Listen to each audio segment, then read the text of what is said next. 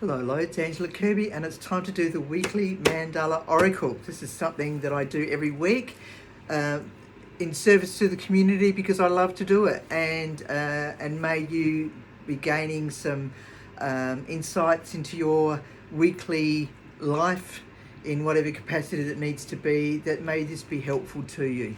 So, taking from my book, Creating Wisdom in Magic and Life and Love, there are 54 mandalas in here, and one of them will be relevant to us this week as a collective. So what is it that we could do with knowing that would benefit from this week? All right, let's have a look.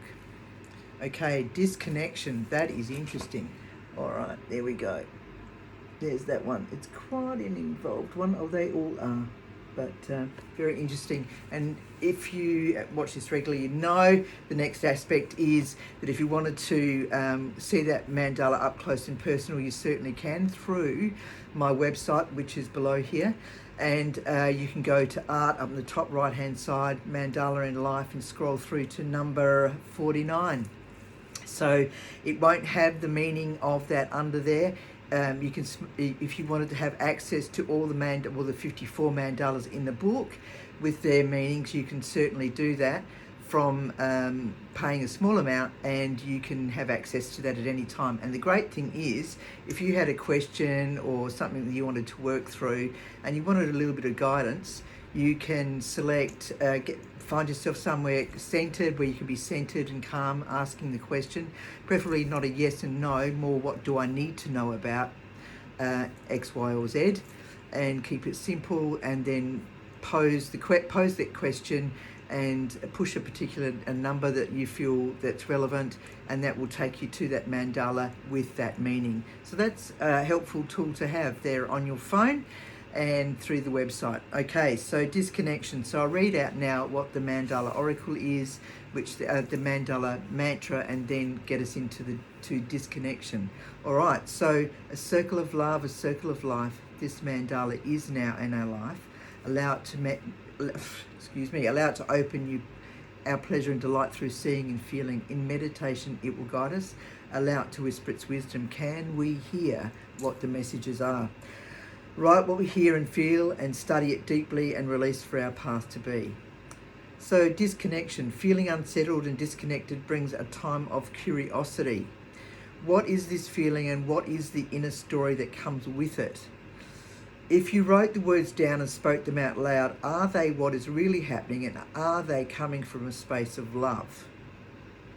And those words that are not from a state of love, respect and honour ignite shifts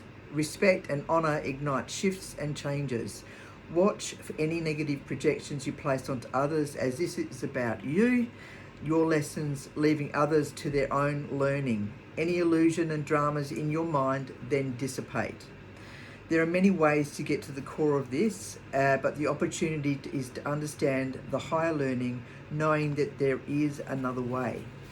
So, the road less travelled gives you the opportunity to be yourself. There is nothing lost or broken within, only lessons and knowledge along the way. There is no point in being stuck in victim mode. It is how you see and handle the situations at hand. It is our life mission to be who we truly are, for that is the highest frequency, along with the light that holds us in integrity of our soul's purpose. Yeah, the victim place is definitely a stage that many of us get stuck in for years and years and years. And so our job is to work through that, and whether we have other people help with that, then we have ongoing personal tools that we can do on a daily basis that helps us to keep us on more of an even keel, and then shift on from that victim mode altogether. It's a space that we need to climb and mosey on out of.